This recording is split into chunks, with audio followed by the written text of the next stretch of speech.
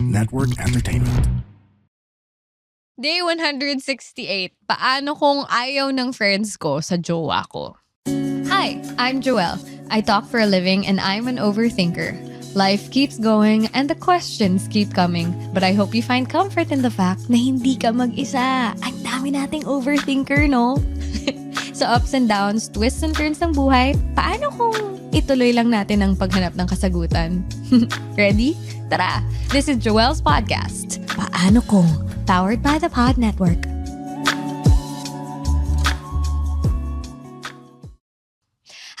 Hello! Paano, cutie? Kamusta ang puso? We are back with a full episode again of answering your Paano Kung questions. And yeah, quick singit lang, recording sa ating old TPN studio when I got my dogs with me. But yeah, this is the last, ito na. So ito yung official na last episode that we'll be recording in this Pod Network studio kasi magbabago na kami ng background soon. It's been a really great last 2 years recording here.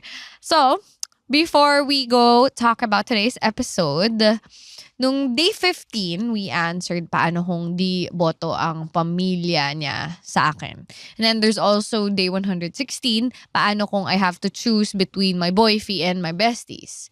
Today naman, magbabasa ako ng question from Paano Cuties who struggle with the fact na hindi gusto ng friends nila yung jowa nila or yung nilalandi nila. Potential, ganon. So the question is, paano kung ayaw ng friends ko sa jowa ko? Sobrang hirap i-navigate ng ganitong situation because it involves people that you care most about. Alam mo yun? But it happens. It happens so much. Alam mo yun? Well, technically, wala akong actual data to back kung how much it happens, but I think this may happen at least once in your life kung saan hindi approve or ayaw ng mga kaibigan sa current jowa mo for many different reasons. Or ng kaibigan nyo, kung ano man. So, 2 of those reasons we'll be answering today. So, para ito sa mga nababaliw na, naloloka, being sandwiched between 2 people that you care for. Paano ba? Paano ba naman kasi i-handle ng walang FO, walang pagbe-break, or walang nasasaktan? Pwede ba yun? Kaya ba itong gawin harmoniously? I honestly think pwede naman siyang gawin. Obviously, it can be done, not for everyone, but I always believe that it helps to explore possibilities para mapili natin yung best situation for us. So, tanong ni Lori, paano kung ayaw ng friends ko sa current jowa ko? Me and my jowa are almost a few months na together. It's been going well for the most part.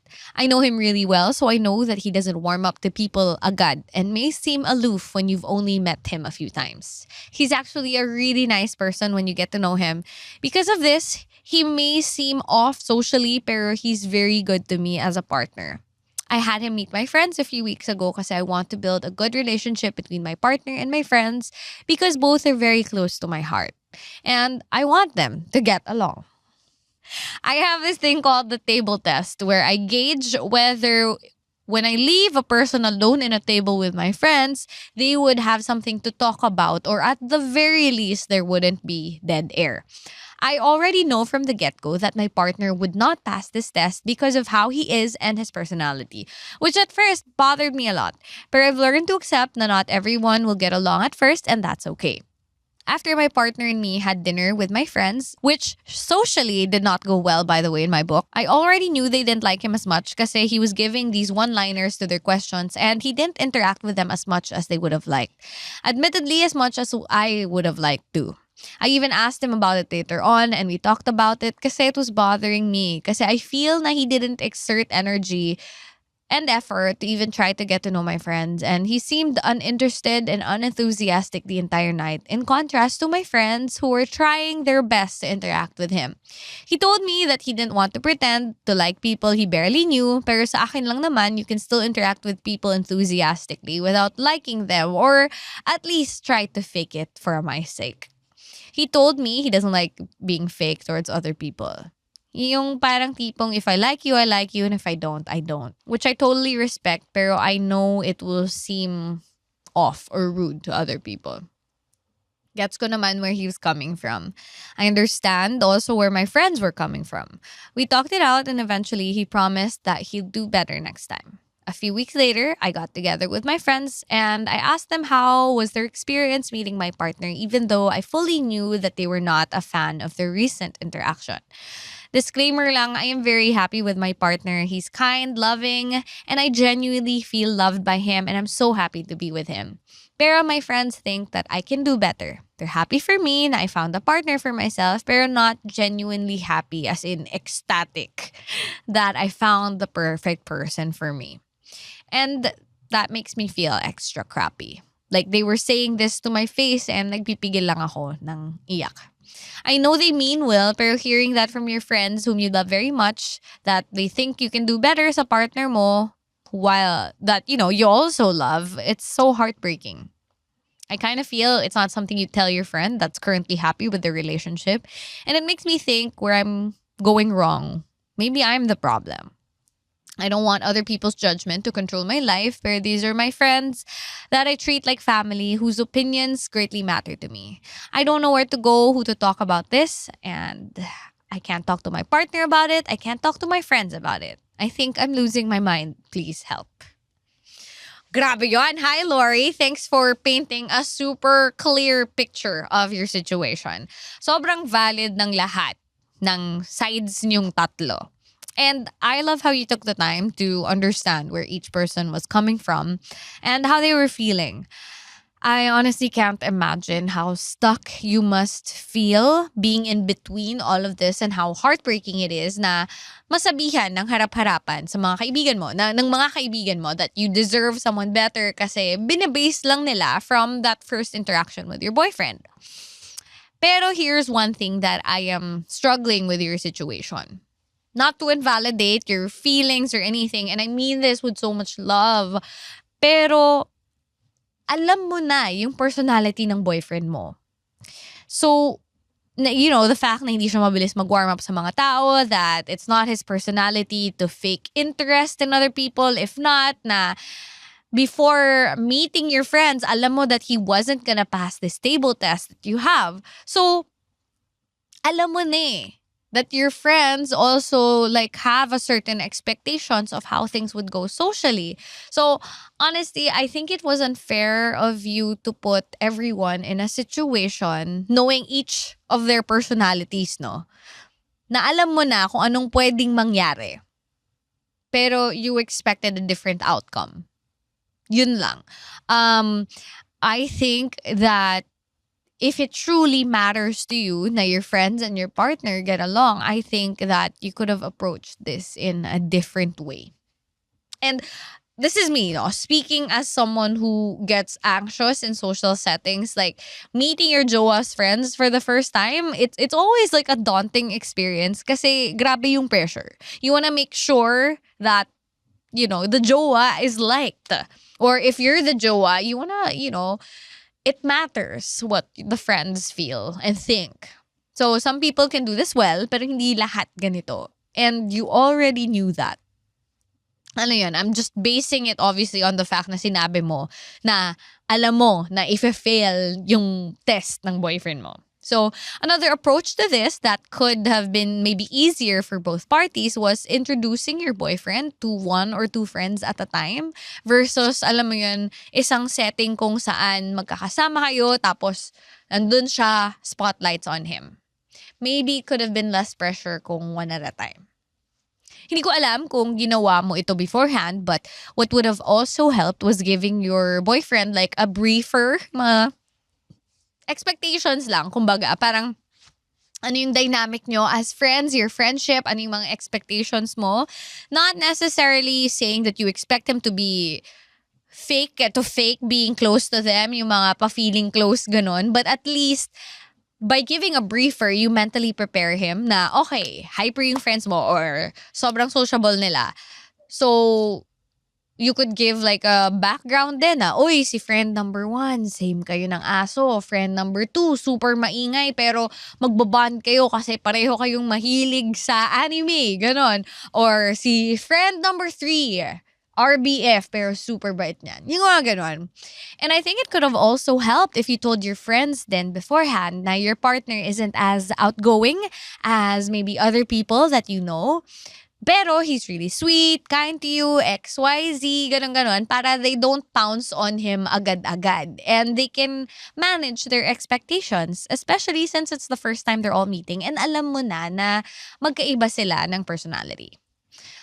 Now, I know you meant well and that you wanted so badly for things to work out, pero seeing the situation at hand, yung magkaiba yung personalities ng friends mo at ang jowa mo, and then you put your boyfriend to the test, there were so many things that were positioned kung saan hindi mamimit yung expectations mo.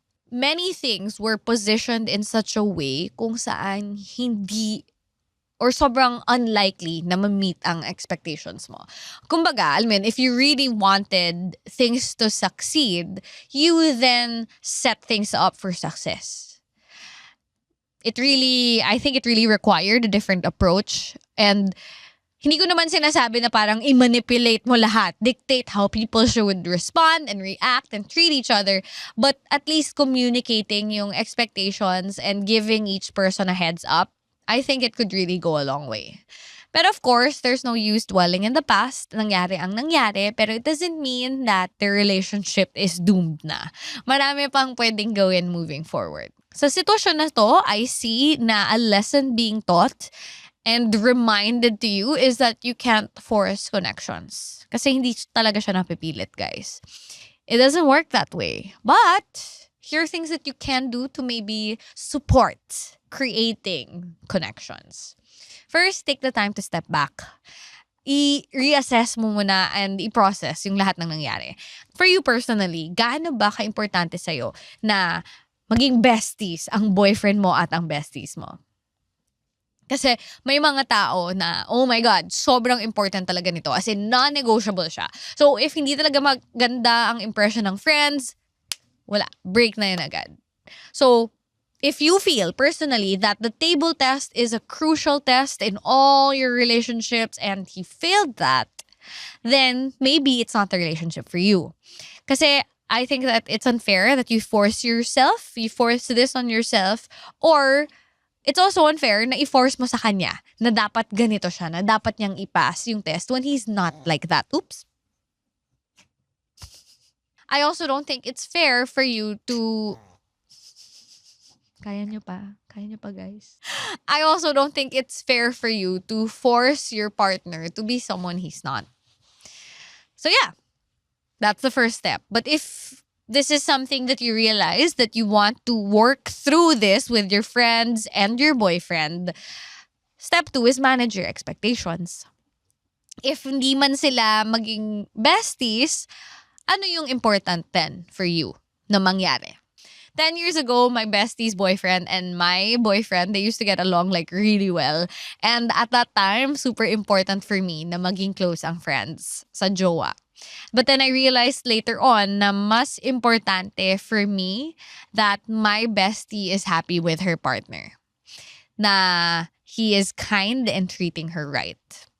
Hindi ko na, parang I guess through time, hindi ko na naging requirement yun na maging close din with a boyfriend and vice versa. Pero at least, not hating each other, sana yun lang. And that they can have a conversation when in social functions together. So yeah, with that said, what matters to you? What feels realistic based on how you know these people? Ano yung expectations mo? And then, you communicate these expectations. Next, it helps to have a conversation with your boyfriend about yung feelings niya in relation to your friends. I know you talked to him about that, and I'm sure you've had many conversations already. Yeah, it's unfair to expect him to fake a certain interaction just to make you happy, because that would be him being ingenuine. But the most you can do is ask your boyfriend to be open-minded in relating to your friends. Sabi naman niya, no, he's doing better next time. So I guess you can just clarify na hindi naman kailangan maging chummy, ganon, but at least communicate how it's important to you that they get along whenever you all hang out together. Figure out as well kung anong magiging setup when hanging out with your friends. Do you expect your boyfriend to be there every single time? If not, how often would be okay for both parties? May mga times ba na kayo-kayo lang ng barkada mo? Paano yung setup when it also comes to his friends, right? So take that into account as well, and hopefully you find middle ground. It'll also help na kausapin ng friends mo. Sabi mo na na-hurt ka sa sinabi ng friends mo, which is totally valid. Siyempre, you want your friends to love your boyfriend for you, and masakit naman talagang marinig yung mga sinasabi nila sa'yo. But the thing is, base sa kwento mo, it seemed like you already knew that they wouldn't be his biggest fans after that first meeting. Tapos, you did ask for feedback from them. So, I think it would be natural that they tell you how they feel. It seems like gumawa kayo ng safe space where you and your friends can tell things honestly, and you know what, that is a great blessing to have. So, since you have that, I guess, that interaction of honesty, hopefully, that means that you can enter a conversation kung saan pwede ka rin maging honest sa kanila in regards to your feelings. With regards to your feelings. So it's okay to communicate that you feel hurt while also understanding that they come from a place of love for you. You can tell your friends that you value their opinions and appreciate their honesty. Gets mo kung bakit ito yung impression nila. You can accept them na opinions sila based on their first impressions, but you can also clarify that what matters is happy ka. Happy ka with your boyfriend, he treats you well, and you hope na makita nila yon in time. Tulad ng sinabi ko kanina, you can't expect na pilitin nila na maging close. But the most you can ask for is to keep an open mind na someday makita rin nila yung side of him that you see and that you fell in love with. Ultimately, I think it all boils down to as long as both your friends and your boyfriend are being kind humans, walang bad blood, walang sagutan, walang siraan, then that should be okay. Coexisting for now. Take things day by day and balance the existing relationships that you have. Si Kimchi naman has a different situation. Hindi sila mag-jowa, pero ayaw na ng friends niya. Agad, ayaw na ng friends niya para sa kanya. Paano kung gusto ko pa rin siya kahit ayaw na ng friends ko sa kanya? Hello po, I have this happy crush since May 2022. Random pick ko lang siyang crush from my followers because before napansin ko na lang na lagi siyang nagla-like ng story ko. That made me somewhat happy and kilig, so I decided to make him my happy crush. Pero trip ko lang talaga para may inaabangan lang ako na viewer sa story ko. We met on Bumble and we didn't talk that much. Umabot lang sa pag-exchange ng social media, then ayun, no more conversations na. To cut the long story short, since naging happy crush ko nga siya, I started stalking him and I found out na childhood friend niya yung classmate ko and one from college. O diba? Small world. Because of that, we had small talks na and then decided to meet for the first time with our common friends. That night, he was super off. Knowing that it was our first time meeting, he said na dahil malamig ang weather sa Tagaytay, he wanted to do something. I said no because hindi ako tanga. Di porky crush ko siya, I'll give him what he wanted. Kinuwento ko sa friends ko what happened and they said, tama na. Agad. Hindi ko raw deserve ang ganong tao. But at some point kasi, I wanna experience this cliche na she fell first but he fell harder. So, inignore ko yung red flag niya and continued crushing on him. To add more context as to why my friends hate him, there was this one time na nagkasama kami sa isang bar and my friends saw him flirt with other girls. One time, tong si Happy Crush, sabi niya sa guy friend ko na nagpapatulong siya na ipakilala siya sa ibang girls sa bar. Paano ko ba siya iyaan crush, Ate Joel? Happy crush ko siya pero hindi na ako nagiging happy. Gusto ko pa rin siya kahit ayaw na siya ng friends ko. Sana mapasama po ito sa new episode niyo soon. I'm a solid listener of your podcast. If you can still remember the NGL message I sent you about sa nagiging bonding time namin ng friends kong makinig ng new episode together. That's me. Thank you. Oh my gosh, Kimchi. I hope you still get to bond with your friends while listening to the podcast. So, update me. But anyway, huy, ikaw na mismo ang nagsabi na hindi mo na siya happy crush. So, hindi ka na pinapasaya. So, anong klaseng crush to? Huhu crush na? F-boy crush? Red flag crush? For the plot crush? Kung hindi na siya happy crush, ano na to, di ba? This guy is clearly showing you and your friends na hindi siya naghahanap ng anything serious. And that is fine, to be honest. People can flirt around for casual reasons, pero kung naghahanap ka ng relationship, this guy is not it. Kung may kinreate kang narrative in your head na gusto mong mangyari, yung she fell first but he fell harder na storyline, with the way that he's been behaving, you're setting yourself up for heartbreak and disappointment. So, sobrang understandable na ayaw ng friends mo siya para sa'yo. You asked me paano siya i-uncrush. I always say you can't switch off your feelings, but you can try to take time to understand these feelings. So what is it about this person that draws you in? Happy crushes aren't necessarily meant to go deeper. Kaya nga happy crush, 'di ba? Kasi very light and no expectations. So, ano ba ang ibig sabihin ng happy crush para sa'yo? May expectation ka ba na magiging jowa mo siya eventually? Pang fun time lang ba siya? I mean, dun pa lang sa Tagaytay hirit niya. The fact na nagfa-flirt siya with other people while you're together, it's super established na hindi siya pang jowa material. So take the time to process. Bakit ka ba attached dun sa she fell first but he fell harder storyline? Ano ba yung goal mo? What do you want to prove to yourself by trying to make this storyline happen? Is this not possible with your other crushes? Handa ka rin ba sa storyline na posibleng masaktan ka?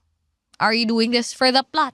May part ba sa ego mo na gusto mo lang na magbago siya and ikaw yung magpapabago sa kanya? May part ba sa puso mo deep down inside na gusto mong magbago siya para sa'yo? I can't tell you to stop, nor can your friends tell you to stop din. Ikaw nga hindi mo magawa, di ba? But remember, you are falling for the narrative, not for the person. One way to uncrush is to focus on other things and on other people. Ang daming cute sa mundo. Kimchi, sobrang daming cute sa mundo. You can have more than one crush, and you might also want to find a happy crush that actually does make you happy. Magpaka-busy ka. I think that's one big reason sa kung bakit ka hirap mag-uncrush dito sa happy crush mong to. Another way to uncrush is to allow this person to hurt you so bad. Siyempre, hindi ko nire-recommend to. Pero, alam mo yun, siyempre, kung hindi ka makikinig sa mga friends mo na nagsasabing, wag na, you're always gonna do what you want to do. And with people like that na wala pa sa mindset na mag-settle, it's more likely na masasaktan ka or mabubuntis ka or magkakaroon ka ng STD. So, see it through if you want. If you're super curious, find out how the story will unfold. You can't convince your friends to like this person for you kasi nga he's not showing them a reason to be liked. So, the best thing you can do is communicate na aware ka sa mga risks na to and you know what you're getting yourself into. Be accountable, kung baga, sa kung anong mangyayari. Kasi nakikita mo na parang nakikita mo yung red flags and you're like, yeah, I'm just gonna go there. So, tread cautiously. And ito yung tunay na wag tanga. Paano kung ayaw ng friends ko sa jowa ko? There's always a reason behind our friends disliking our partners or our potential partners for us. Especially if our friends genuinely care for us, if they love us, and they want what they think is what's best for us or what makes us happy. And although their opinions matter, kailangan nating maalala na at the end of the day, may choice tayo. And whatever choice we choose, may consequences, may mangyayari after that. Minsan, tama ang hinala ng mga kaibigan natin. Minsan, nag-FO ang friends. Minsan, friends and your partners get along eventually. However way this turns out, magtiwala na what's meant to happen will happen the way it should.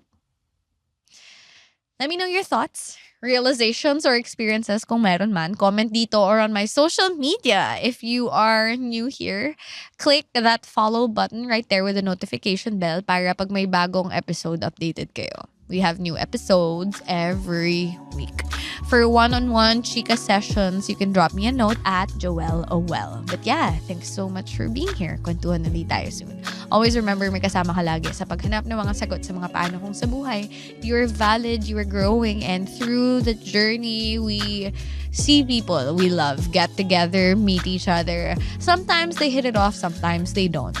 So, approach with openness and honesty. Remember, you deserve the kind of life and the kind of love you want.